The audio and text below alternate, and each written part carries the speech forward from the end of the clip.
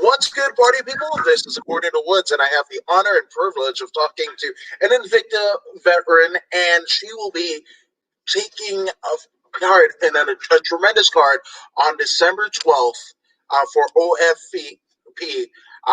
She is the one and only Sarah Kleczka. Sarah, what's going on? Oh, not much. Just trying to stay warm in Kansas. Yeah, okay, so I mean, you guys had a bit of hot months, right? Kind of the hottest kind of climate that you had in a year, and then bam, here we go. We're into winter or fall rather. So, I mean, what has that been like? Kind of fall. I feel like Kansas goes from summer to winter. We don't really get much of a fall. We had, I think it was last week, we had like 40 degrees, and then it was 80 one day, and then it's back to 40. And now it's supposed to get back up in the 60s. So it snowed on Monday. The weather is all crazy over here. Uh, yeah, in LA, we kind of have that, but not to a crazy degree like that. We'll get 90 and then 50 and then 60 and then back to like in some areas it can get as low as 49. So I always like to say that the people of LA have finally affected the weather because it's become just as the weather is just as schizophrenic as the people are. So there's that. No, but oh my gosh. So obviously, fighting on December 12th. This is a long time coming because you, much like your opponent Brooke Mayo, you guys were looking for a fight, ready to kind of, you know, cut your teeth and further your career. And this whole COVID thing happens, and everything is all up in the air. And then also, you guys are both badasses. Like nobody wants to fight you, theoretically speaking. So I mean, how did you find out about this particular fight? So, was it like a week or so ago, I got a message from the promoter. Danielle actually messaged me, and she's like, I need you to do me a huge favor." And I was like, okay. And she's like, can you fight Brooke on December 12th in Minnesota or whatever? So, it was 7 weeks out. So I was like, I could. That's a pretty decent fight camp is 7 weeks. Um, so I was like, yeah, let's take it. So I was excited when I got the offer. So I had been offered to fight her back in September. Um, and I said yes, but I don't know what happened to that card. I don't even think it happened. The promoter never contacted me. It was not what the organization I'm fighting for wasn't that organization. It was another Okay. organization in Florida. Yeah. So Dang. And then Ava Schultz Boardroom, who's a kickboxer overseas, says, "Hi there, keep safe in the crazy weather, Sarah. Especially in times of like fight camp where you might do some road work and what have you, and you don't want to slip on the black ice, so to speak, right?" right. That's the worst. Now, so I mean, the fight was supposed to happen in September, theoretically speaking, right? And then it gets offered you in the same kind of aspect for a different promotion. How Mhm. thrilled were you when you actually like, okay, I'm signing the contract. This is becoming real. Like, and I get to test my metal with Brooke Mayo. Um, I was really excited. I haven't fought in 2 years, and that's why I think this is such a great fight for us because she hasn't fought in a few years, and neither have I. So we're kind of both like, getting back into it. But yeah, I last year I moved to Kansas, or at the end of 2018, I moved to Kansas from Florida, where I trained for 6 years. Moved up here for family reasons and other personal reasons, and so when I moved here, like during the first half of 2019, I was kind of on and off training, like, because it's really hard to go from training all the time with the same people for years, having the same coaches, whatever, and then go into a whole new state and a whole new gym and, meeting all new people and training partners. So the adjustment was kind of hard for me. But I started full fat, full force earlier this year in January. I've been training ever since. So I took a little time off last year, but I'm in it, and it was definitely exciting to get the offer to fight her. I was up for fighting her in September too, but again, I don't know what happened to that promotion. They never contacted me or anything after they offered me the fight, and I was like, okay, well that's cool. So when I got the offer to fight her, I was like, okay, yeah, because I was already supposed to fight her, so we may as well, you know. Yeah, and we talked, a bit off air, but I love fights like this because there's no acrimonious feelings or whatever. It's two martial artists, kind of testing their mettle, knowing that again it's been an extended layoff between each of you respectively, and then you guys finally get to hear that cage door close. Obviously it won't be through the roar of the crowd, so to speak, but it will be streamed on OFPfights.com. I believe is the website. But yeah, I mean, this is like the best case scenario for both of you. Yeah, I agree. I think it's been a long time coming for both of us. And I kept saying all year that I want to fight before the end of the year, and with COVID hitting and, gyms having to close down and we couldn't train for a couple months, that kind of put everybody back. But now shows seem to be popping up more and everybody seems to be able to fight. And, Minnesota in the winter is going to be a lot of fun, but lots of snow. But, it's a fight and wanted to go for the end of the year, and I am, so I'm excited.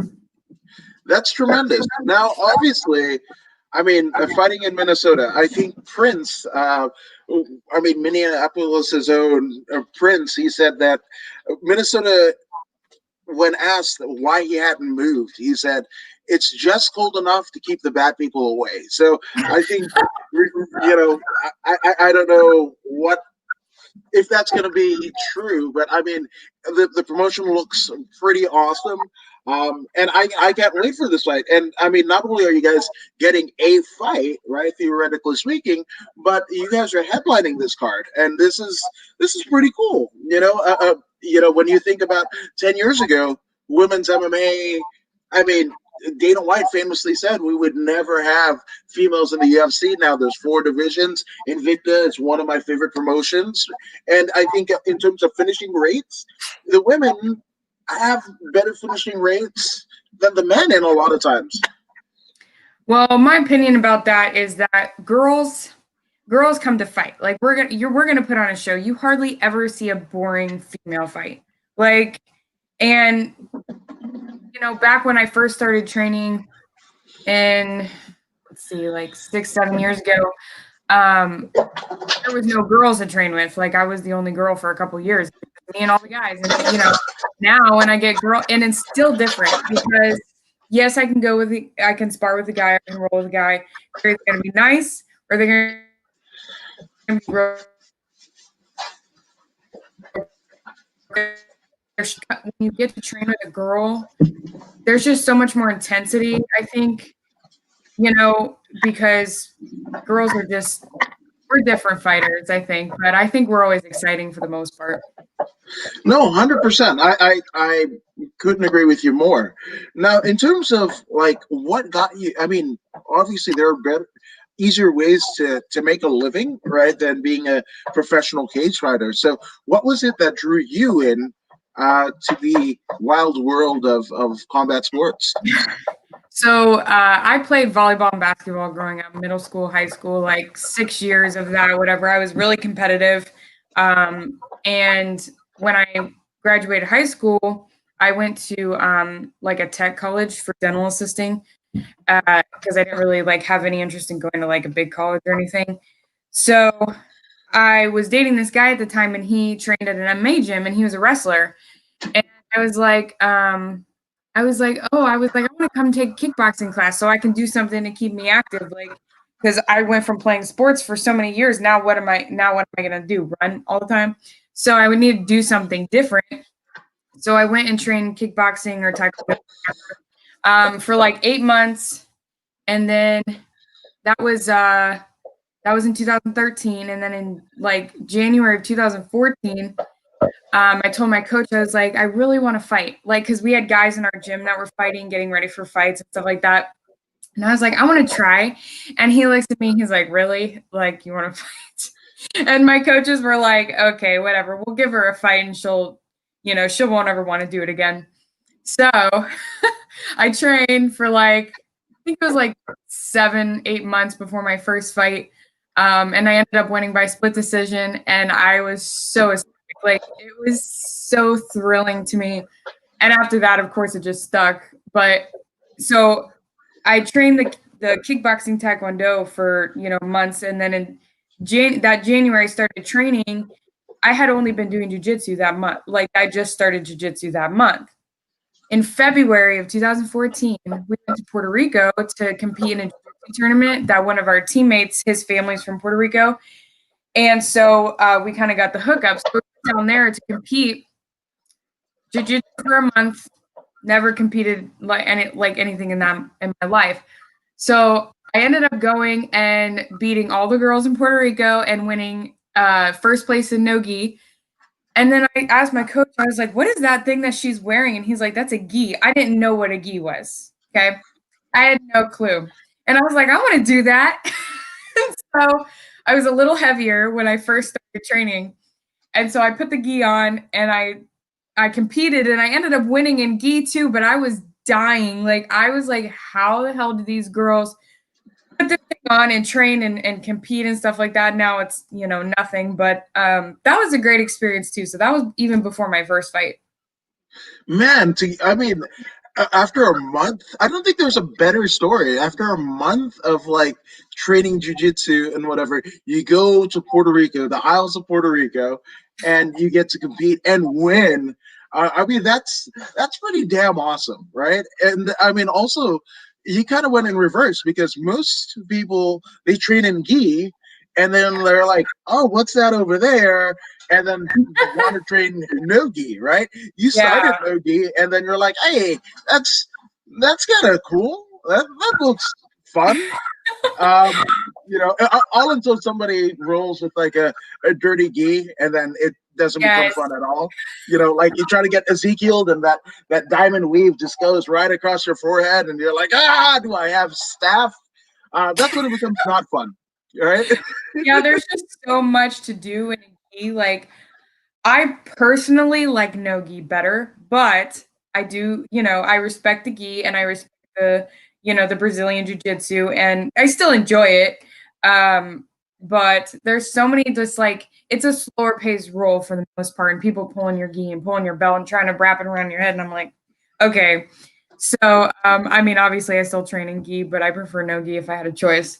But, like Brooke said too, I didn't have any experience in any martial arts before I started training, zero. I didn't do karate when I was a kid. I didn't do wrestling in high school. I didn't do any of that. So I came fresh, ready to learn. And it's amazing, right? Because this is why this fight on December 12th is so kind of magical, because you guys didn't train in traditional martial arts, right? You guys were both, you know, athletes, and I believe Brooke might have played volleyball as well. So you guys are team sport athletes, and then now going through this new endeavor, and you guys have, more than cut your teeth, in it, and I think it's absolutely fun. Now, in terms of your transition from a team sport to a kind of yes, you are a team, you kind of compete as a team and what have you, but when you go on the mats, whether it be jiu-jitsu or you step into the cage, you step in alone. So what was the biggest transition? Was there any hangups that you had? Not really, because ever since I was a kid, I always wanted to be the center of attention. Even 3 or 4 years old, running around, look at what I'm gonna do, kind of thing. My parents tell me all the time. So I'm not, I don't.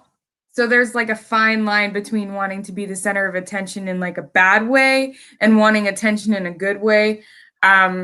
I like the attention in a good way. So when I played volleyball and basketball, I was determined to be the best on the team, point blank, win all the awards, be the best, whatever. So when I transitioned to a sport that, yes, our teammates, we help each other get better, to fight and to win and to, be the only winner, of that contest was really exciting for me. So it didn't really affect me to go from like a team sport to like a quote individual sport. No, that makes sense. That makes sense, which kind of alludes to Jesse Velasquez's question, because he is a purple belt in jiu-jitsu in his own right and an IFS MMA champion here in Southern California. And he says a month, that's crazy. Do you think that competing in other sports helped you? Like you were already athletic and you knew how to compete, but just not in an individual sport. I definitely think that playing other sports and competing in other things helped me as an MMA fighter. Just being an athlete, period. Like I couldn't imagine somebody coming off of like someone coming into MMA in their 20s, not have competed in anything.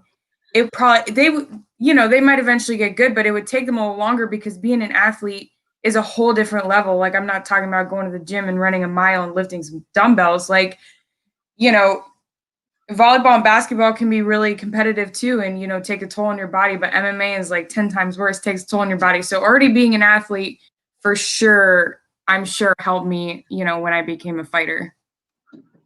Now, was there? I mean, obviously, you mentioned the jiu-jitsu Puerto Rico story, but because of your athletic background, was there anything that you took, you know, to a little bit easier? Was it more the grappling, more the taekwondo? Yeah, I mean, was there something that you're like, oh, you saw other people in class kind of do, and you're like, ah, yeah, I can do that.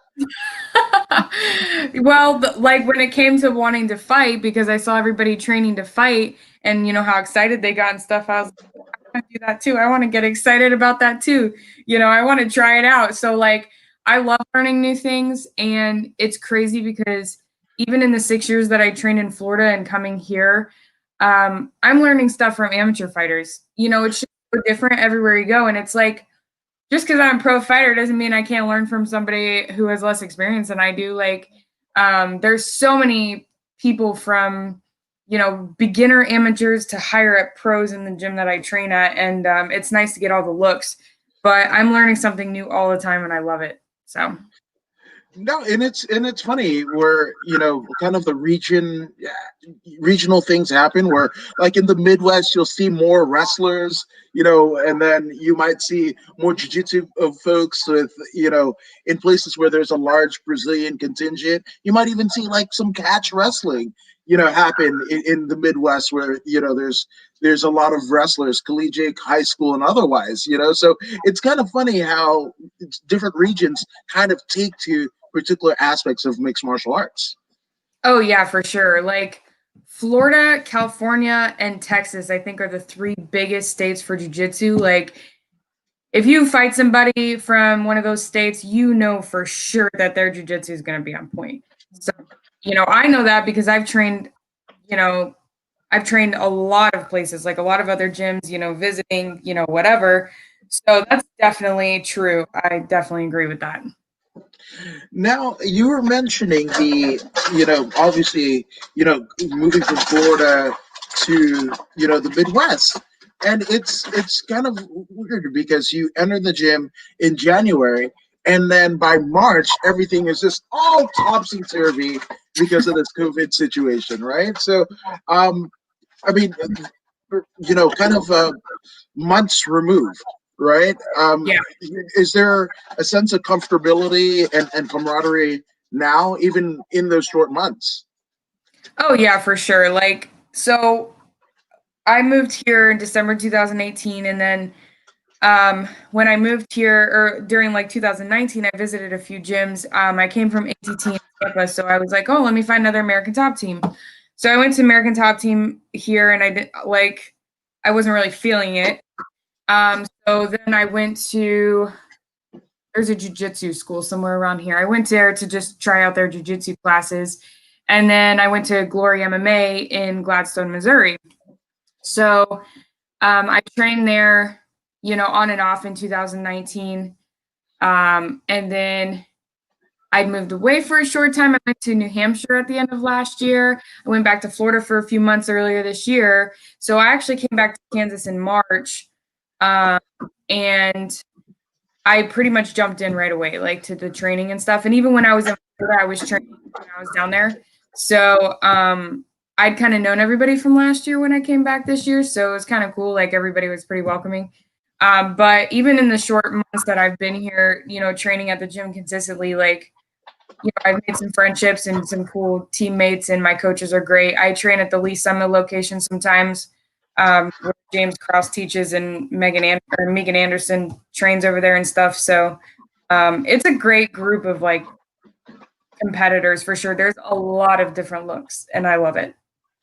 Absolutely. And Robert Simerson says, "Sup, guys? What's up, Robert?" And he is the producer of Free Admission Media with the Jim Crasher Show that I'm a part of. So shout out to Robert Simerson and subscribe to Free Admission Media, you guys, on YouTube and Facebook. And Jesse says, "Great mindset. Having an open mind will definitely help you learn faster for sure." And as you were mentioning, sir, obviously, having different looks and training different places, now you're kind of situated in what would normally be kind of like a weird and tumultuous time, but you have taken to that team and the team has taken to you up pretty soundly, as you kind of get ready to go into battle together on December 12th. Yeah, for sure. It didn't take long either. Like it wasn't like, oh, this new girl, we're just gonna push her off to the side and let her do her own thing. But they were all pretty welcoming, and the people that train there are great. And about like the open mindset and stuff. Like personally, no matter how high you get in this sport, I don't care how pro you are or how amateur you are. I am humbled all the time by people that I train with, lesser experience, more experience. I never like, there's some people that will go into a gym and they'll be like, I'm not training with you because you don't know anything, or, whatever. But I learn from teaching too, like, so in the open mindset, I have that as far as training partners. Like, I don't limit myself to who I'm training with. I don't pick and choose who I spar with. Like, I mean, why, No, and that's what I love, right? Because there's different dexterity to the sport of MMA. We hear George St. Pierre famously saying, "Hey, I only train with certain people." And then there's like teams like here in LA, we've got Saxon Muay Thai that has produced Daniel Taylor and Alan Joban and Little Matsu Demopoulos, who's going to be defending her LFA title, and they all train together. Amateurs, pros, soccer moms, everybody trains one mat, right? And I love the sport of combat sports because I don't think that there's too many sports like this where not only can you go in, like if you're a basketball player, right, you couldn't, or I mean a volleyball player, right, and you just played volleyball with your friends and whatever. It's not like you're going to be on that Karch Karai level or that Gabriel Reese level, right? Or even play with them, right? But you walk into MMA or jiu-jitsu gym or Muay Thai gym and you walk in and there might be a UFC fighter, there might be an Invicta fighter, there might be a Glory kickboxing fighter, and you're training with them, and it's just like, it is what it is. Yeah, it's really nice to go into places where like there's no ego, and no matter how high you up or how high up you are, the ego isn't there. You're like, oh, like I'm not gonna talk to you. You don't, like you're not on my level kind of thing. Like I don't really understand that. So I mean, I get why higher up people can in a way pick and choose who they train with, because there are people that can, I know particularly who's going to hurt me and who's not going to hurt me during a fight camp. Outside the fight camp, I don't really care. But during a fight camp, that's in a situation where I can be picky and choosy. But other than that, like train with anybody. I mean, we're all here to help each other, right? So there are those few though that don't care, and they'll just do whatever, and they don't care if they hurt you. And those people I definitely stay away from. I've come across a couple of those in my life. Not here, but so yeah. No, absolutely. And that again, that's a beautiful thing about combat sports, whether it be jiu-jitsu or kickboxing, boxing, and what have you, where you really know what the person is made out of. That's why relationships, friendships, and even romantic ones kind of spring from it, and they become a little bit more tangible than just people that you meet. Because again, when you sweat together, you bleed together. There's an intensity and a relationship that is formed that is unlike any other, and it's weird because you kind of feel like, well, if this person is going to roll hard on me in jujitsu, or kind of you, you kind of take a cheap shot when it in regards to a striking acumen, then they're probably not somebody I want to hang out with. Because if they are somebody that want to take advantage of me when nobody's looking, imagine if we're elsewhere and people are looking. Right. I definitely agree. So, there's a difference between sparring hard with somebody for the competition and sparring hard with somebody because you're a dick and you just don't care if you hurt them. Um, my this girl that I trained with in Florida, her name's Naya, and her and I became best friends. So, like when I first started training, it was like maybe a month or two into training. She had been at the gym before, but she took time off because she had a baby, and then she came back. And I remember the first day I sparred with her, she like hit me really hard in the nose, and I was like, I told this other girl that I met first, Melissa, which is also one of my best friends, at the gym. I was like, that bitch hit me right in the face, and I don't know anything. And she's, like I was just like trashing her at first. And then she eventually became my best friend. And then we got to the point where we just beat the shit out of each other. Like, you always have that one person or maybe two people that you can go 100% with, and they'll go 100% back, but you never get hurt. Like, it's just kind of fun competition in a way. But we would just go at it, and we never had any resentment or anything between each other for that because we both knew what we were doing. So No, absolutely. And Jesse himself knows, got to be careful with people with ego problems for sure. It's weird, right? Like the gym warriors, like you want to be a gym champion, and that's all cool and fine and dandy. But again, nobody's there. So if you incur injuries at the gym, right? And I almost, because covering both like MMA and pro wrestling. In pro wrestling, they call it the bump card. There's only so many times that you can get slammed, before your body says, fuck you, asshole, we're not doing that anymore, right? mhm. So, theoretically speaking, there's a bump card in MMA, or a little thing called CTE, right? So, with that being said, if you're going to be in a situation where you might have a big money fight, or a potential title fight, or an opportunity with a big promotion, right? And you expand yourself and accrue that injury that you were probably going to get anyway, but for nobody watching. And again, you're one fight away from a big money fight, or big promotion fight, or title fight, and you kind of shit the bed using it here. And it's just like, where are your resources really uh, being optimized? Right. And like, I mean, those people who are in the gym walking around like their shit don't stink. Like, what happens when you need training partners and no one wants to train with you because you're an asshole, bro? You know, that's on you. Like, I don't care what your level's at. I don't care how good you think you are, like you need training partners. So like if you're going around hurting everybody and you're just being an asshole and you're being crazy, like no one wants to train with you. So you're never gonna get any any training partners. You're gonna get like the big ass guys who are gonna beat the shit out of you because those are the only ones that can take your shit. So that's my opinion. No, I agree. And again, anybody that's has seen it, especially like open mats, right? When people roll hard, you go to an open mat, and like the same two guys or the same two girls are, again, there's a room of maybe 80 people or whatever, and those two people are getting rounds with each other because nobody else wants to fuck with them. Like, seriously, it's just like two bulls in a china shop. Yeah, so a few years ago I went down to ATT Coconut Creek and trained over there, and Hector Lombard trained over there at the time. Bro, like that, I mean, and I'm sure he can't help his strength. He's a great guy. I love Hector. He's awesome. But like no one wanted to go with him because he was so like aggressive, would spar, like knock guys out all the time. And one of our guys was like, I'll go with him. And we're all like sitting back waiting. Yeah, luckily, but that was a fun time training over there though. Definitely was in ATT Coconut Creek when I was part of ATT in Florida. I got to train with Amanda Nunes' girlfriend and Valerie, and Tisha Torres is awesome. I even got to hang out with her. So there's a lot of good people that trained down there, and that was fun time.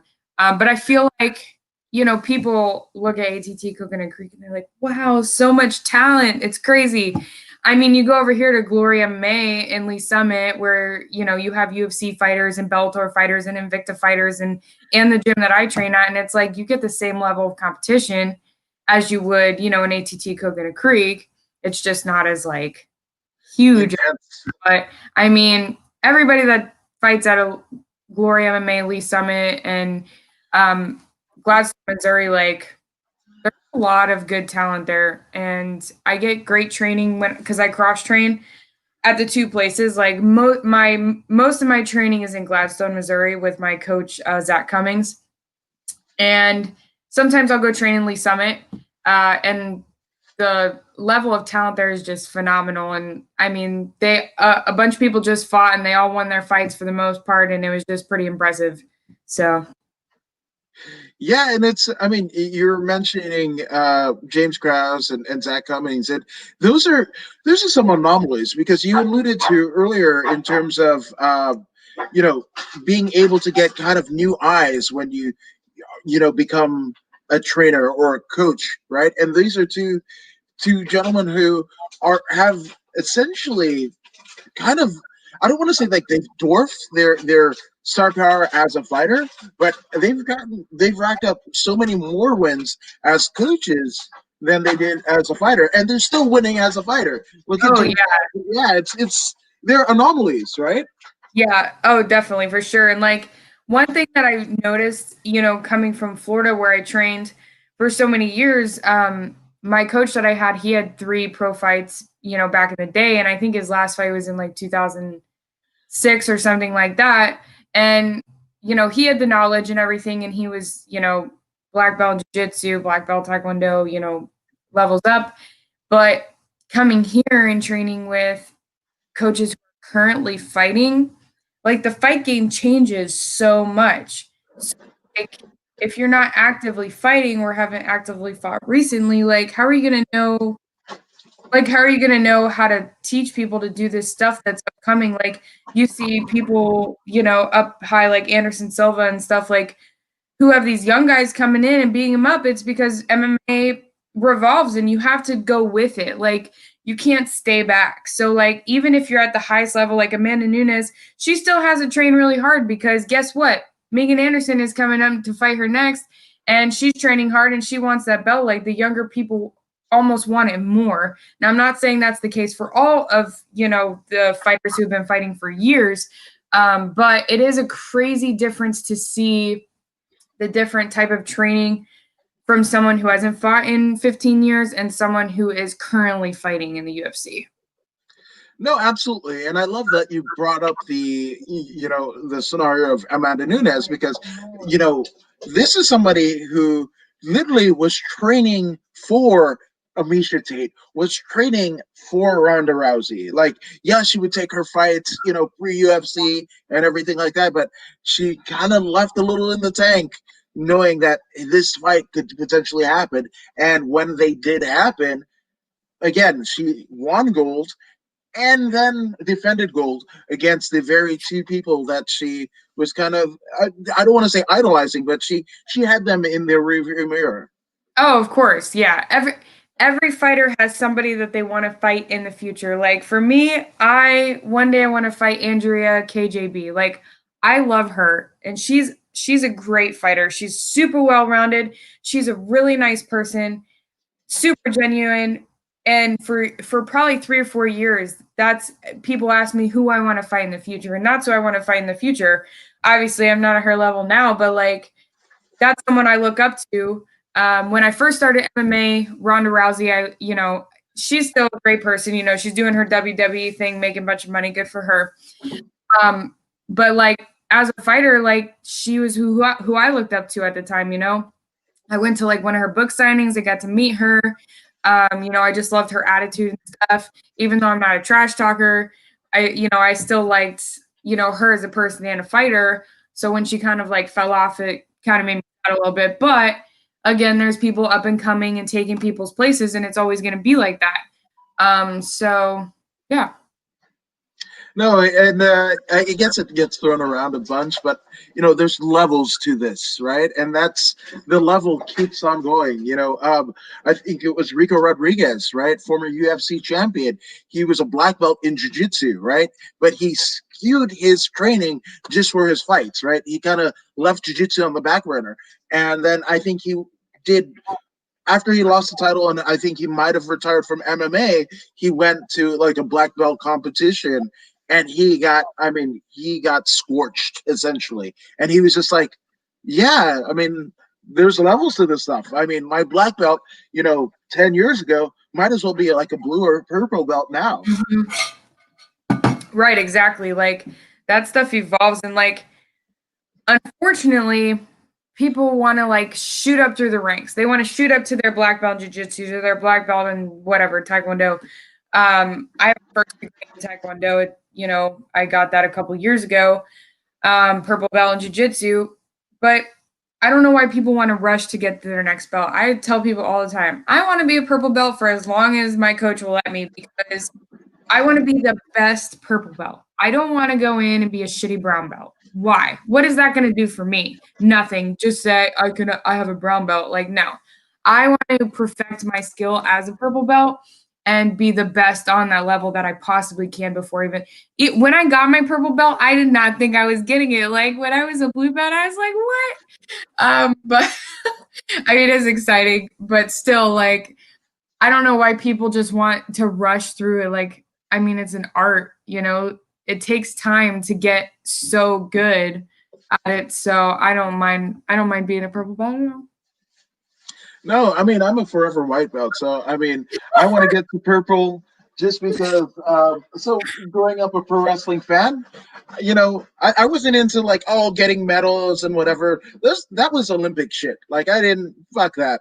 I wanted a belt. I wanted a fucking belt. So, one of the most prominent grappling competitions that you get belts in is NAGA, North American Grappling Association, right? And yeah, I've competed for them before.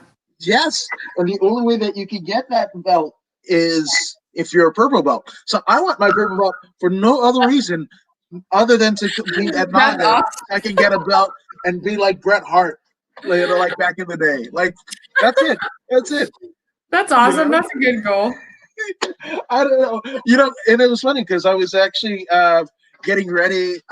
Had everything, the ducks in the row finally to kind of come back, because Jesse, who's in the chat, we're kind of teammates, but 2 years removed. I trained at Fight Academy with Savant Young and everything like that. And who's talk about coaches that train. He's somebody who trains like all the time with all of his pupils and whatever, and has knocked out like legit heavyweights, and I've seen it happen. But I was getting ready to go to a 10th Planet affiliate, 10th Planet Pasadena, and then literally had the money March 6th. Oh, and then COVID hit. March 10th is when COVID hit. And I was like, oh man. Yeah. Yeah. My last jiu-jitsu tournament, I won my purple belt division. So then I was like, let me compete in the brown belt division. I competed in Nogi, and I ended up beating both the brown belts in that division. I was a purple belt. So like, to me, that is way more, like, I don't want to be a brown belt going to a competition, be beat by a purple belt. Okay. I don't want to be a purple belt getting beat by a blue belt. So I'm going to be the top of my belt color before I move on, because it's kind of embarrassing, but it's fine. I'm super competitive. So like, I've lost a couple of jiu-jitsu competitions and it's terrible. And obviously a couple fights too, but like, I'm so competitive that like my thought process was, man, if I beat this brown belt, I'm going to feel great, which I did. So. Hey, there's nothing wrong with that. You got to get your win back somehow, right? Yeah, otherwise, exactly. why are we even doing this, bro? I'm just saying. Yep. Yeah, exactly. So, the interview with Brooke, I was watching a little bit, and she was talking about people like not wanting to fight her because of her record and stuff like that. But like, you kind of have to sit back and think, like, this is my thought process. Anybody who trains, anybody who puts their body through this, like I tell everybody, my body ages 5 years for every one that I'm training martial arts. Anybody who has the balls to step in that cage and beat the shit out of somebody, like you have to respect that. Like I don't care what your record is. I don't care how long you've been training. If you get up in there and step in that cage, like then respect to you, period. Now, like some people have not trained ever and then get a UFC fight. I don't respect that because guess what? You have to put in the time. But if you're putting in the time and you're training and this is real for you, then respect to you. No, I love that. I got to run on a rat on another show about Greg Hardy, but that's another story for another day. I mean, fuck, man. Like Christopher Curtis. I mean, yes, he's a friend and everything, but he broke his hand on the Contender Series, right? He broke his hand, and still, you want to say like, oh, pro wrestling's fake or whatever. Shawn Michaels super kicked the motherfucker, KOing him, and they picked Greg Hardy. Like, what the fuck are we doing? Exactly. Oh God, I don't get competitive and I don't shit talk, but holy shit, man! Like, what are we doing? What are we doing? I know. Yeah. Now, and Jesse says that's why coaches keep training so they can keep up with the evolution and can't stop moving. 100%. And and he says Naga also gives you swords. Yeah, yeah. Oh, you have a sword? Yeah. That's all right. I mean, I get it. The samurai bun, the sword. Your Halloween costume is going to be awesome tomorrow, right? It's pretty much it. No, but he says like Coach Savant is has beat up guys currently in the UFC. And he's one of those coaches who keeps up with his game. And yes, Savant Young, the Black Superman, has competed like all over the world. Training Josh Barnett, IFL when that was still a thing. He was part of the Sabres, and I mean, so much history just with that one guy. And he says the facts. You never, facts. Even if you never win, you get respect, but there's always exceptions to the rule. Yes, I've seen it where a dude gets dropped off by his significant other, his pregnant spouse, right? Gets dropped off at the arena, shows up, no coaches, no corners, nothing, right? Right. Like, what the hell are you doing here, bro? Oh, he gets KO'd. He gets KO'd, and he can't even remember his name. And it's not a funny story, but it's just like, what are we fucking doing, right? Like, and like they couldn't do anything for him because he couldn't remember his name. And the spouse came back, right, to kind of pick him up. It was at a casino, so she thought he was gambling. She didn't think anything of it. She was like, whatever. And like, where is he at? And then we were just hanging out, whatever, the promoter and a bunch of us there. And you're like, oh no, like he's at the hospital. And she's like freaking out. Not the greatest story, but oh my God. Well, that's a lesson. For people who think that they can just train in their garage and teach themselves and watch YouTube and then go in the cage. Well, guess what? You're gonna get fucked up if you do that because those people make me laugh the most. Though I'm like, seriously, it's a joke. Like, oh, I watched this on YouTube. Wait, you mean to tell me that a YouTube Instagram fighter exists? What? I know, right? They're like, I train UFC. Bro, okay. That's it. That's always it. Yeah, those are some. I don't know, man. But my dad always said, people are wired different. The minute that you figure that out, the better off your life will be. So very true. Now, obviously, I mean, this fight coming up on December 12th. This is good because again, you're a purple belt that doesn't talk a lot of shit. Brooke is a purple belt that doesn't talk a lot of shit. You guys coming from legit background. Her, Nick Diaz, and you where you are at with Krause and Zach Cummings and the rest of them. So it's it's fucking phenomenal, right? But obviously, one of the crazy parts of taking a fight in December is weight cutting during the holidays, right? So, what is the thing that you're most looking forward to after the weight cut? Like, or is there a go-to meal that you have post weigh-in or even post fight? Um, so post weigh-in, usually I do like Olive Garden, but I've kind of backed off from that in the last few years because after eating so clean for so many weeks and having such a low calorie intake, and then you go to like stuff your face with pasta, like it just makes you feel like lethargic. So I stopped doing that a few years ago. So I try to still eat relatively healthy, you know, obviously more and drink a bunch of water after I weigh in. And then post fight, I usually get myself a beer and get a burger. That's kind of like my go to right after my fight. So, like being in fight camp through Thanksgiving, I've done it before. When I wasn't living here, I came to visit my family and we had Thanksgiving dinner. But my parents made these two dishes. They made like a homemade macaroni and cheese, okay, which is amazing. And then they made homemade sesame chicken and fried rice. I remember like I said, "All right, I'm gonna eat this." I made myself a plate. I ate it, but I ran like 4 or 5 miles that day so I could burn it off. So I was like, "All right, compromise. It's fine." But I have suffered through not eating for holidays. Halloween doesn't bother me. I'm not a candy person. Thanks. But my Christmas dinner is going to be awesome, though. I'll tell you that. There you go. I mean, theoretically speaking, Sarah, what is the perfect Christmas feat according to you? What's on your plate?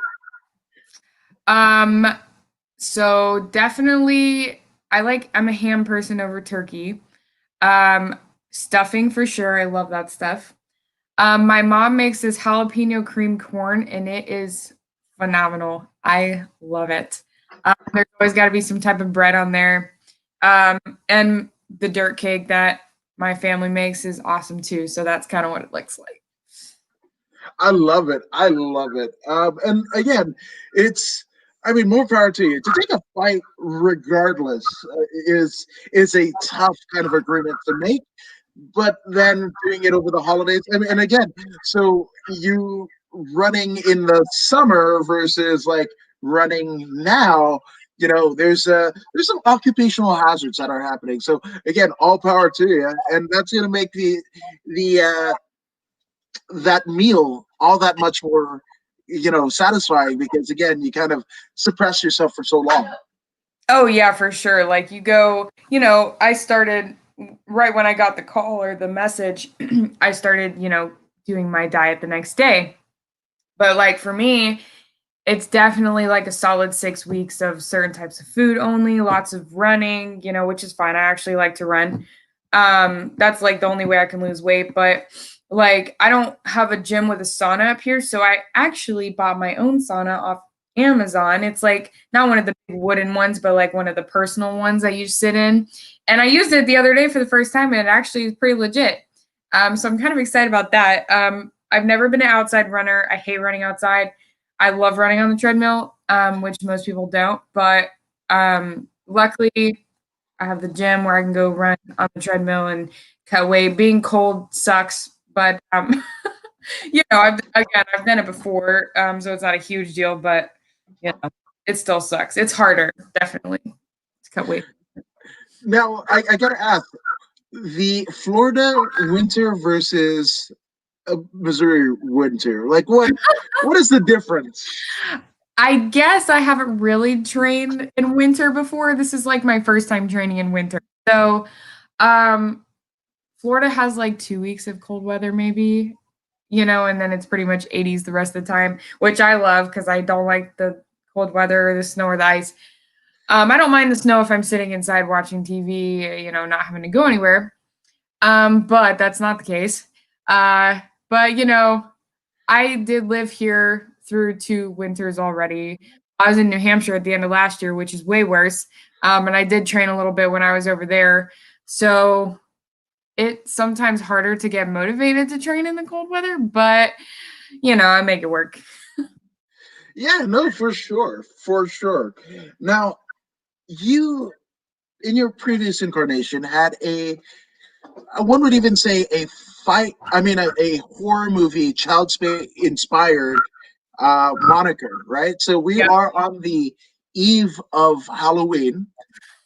So, do you have a horror movie that you dig? Are you a horror movie fan?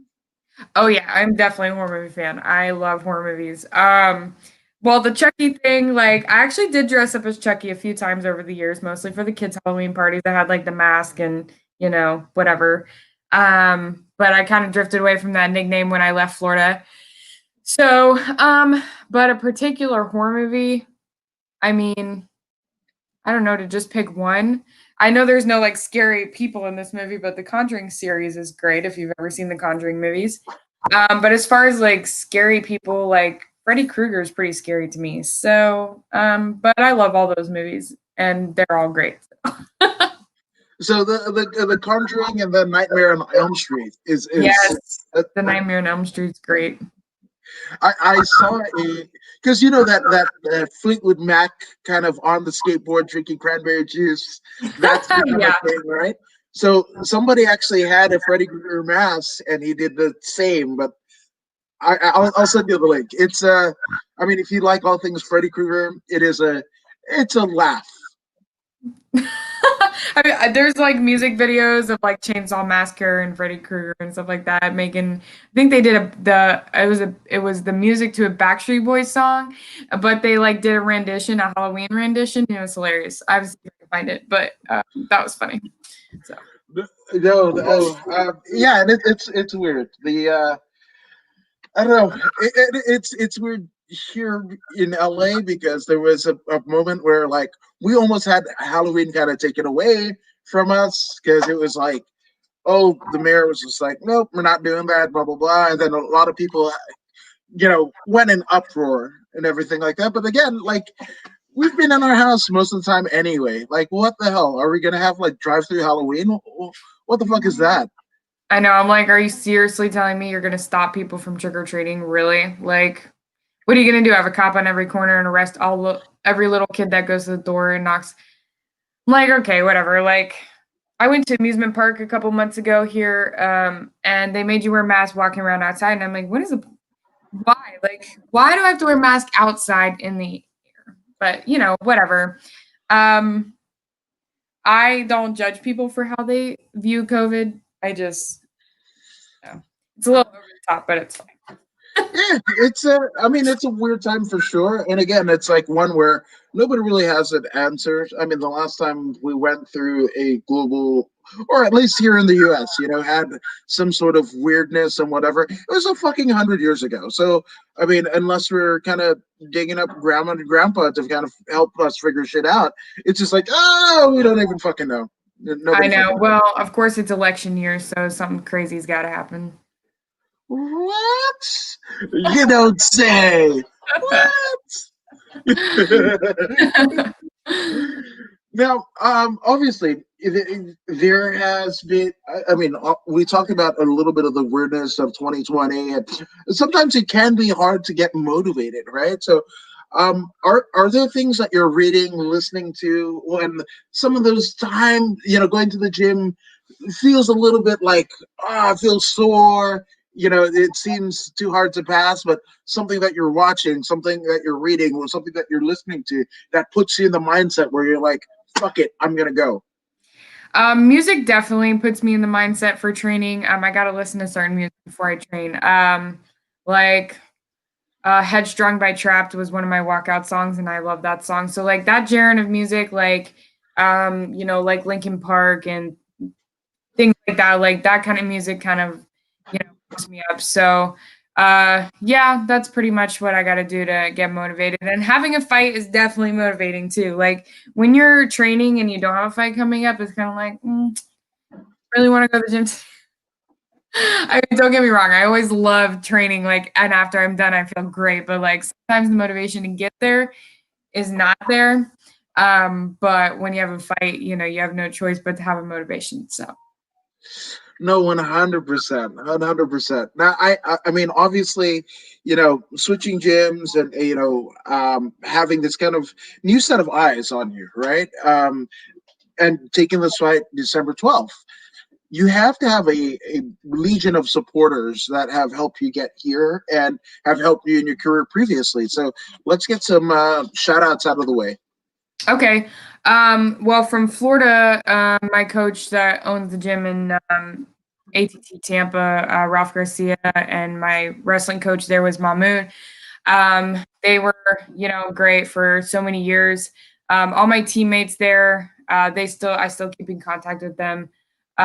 So, everybody's pretty much rooting for me. There's always those people that want to see me fail because I left Florida and now I'm somewhere new, which is fine. That comes with the territory. You're always going to have a hater. You're always going to have somebody that wants you to lose. So regardless of being in Florida or Kansas, there's going to be people that want me to lose. Anyways, but those are motivating people as well. And you kind of are in this sport knowing that's just going to happen. Like you're just going to have them. And if you get your feelings hurt, then probably shouldn't be fighting. So, I just have to keep my focus. I'll shout out to my new coaches, Zach Cummings. He's awesome. And then all my training partners over there.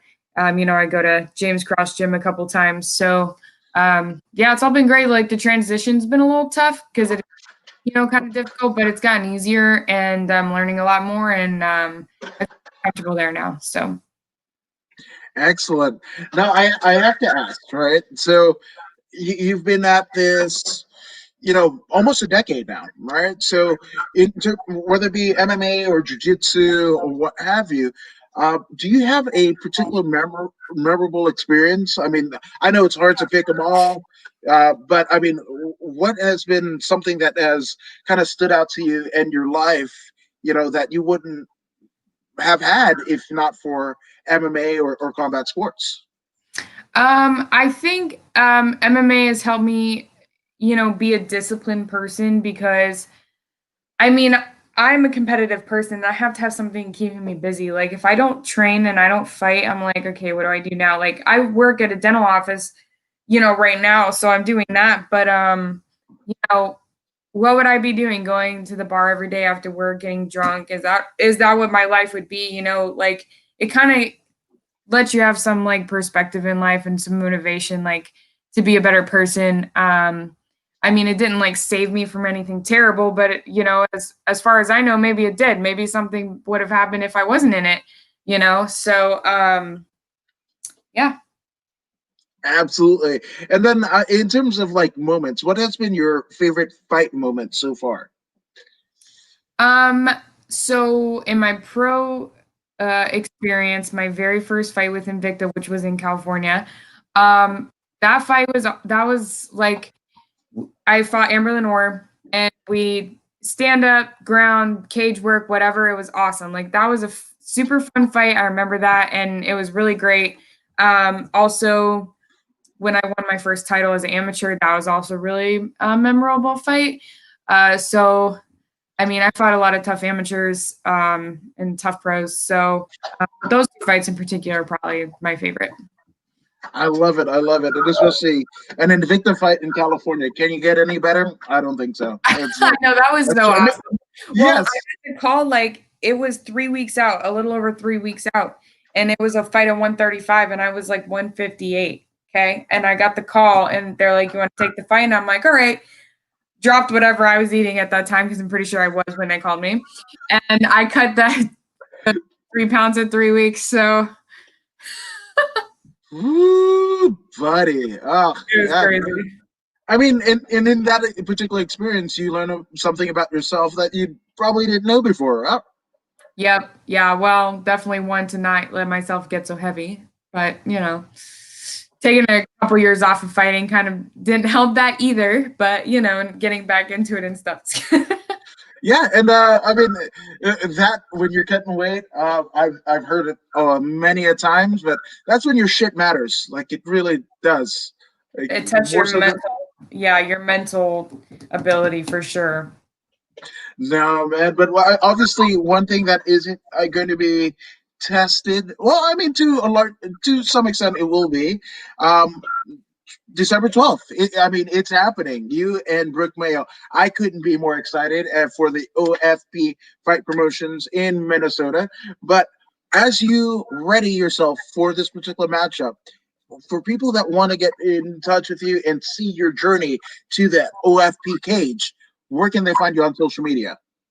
My Instagram is Sarah_MMA21. And my Facebook is just Sarah Kleczka MMA. And that's pretty much it. I don't have Twitter. I don't really know how to use it. So those two places are where you can find me. All right, no, I love it, and oh man, I just tagged you on this on Twitter, so oops.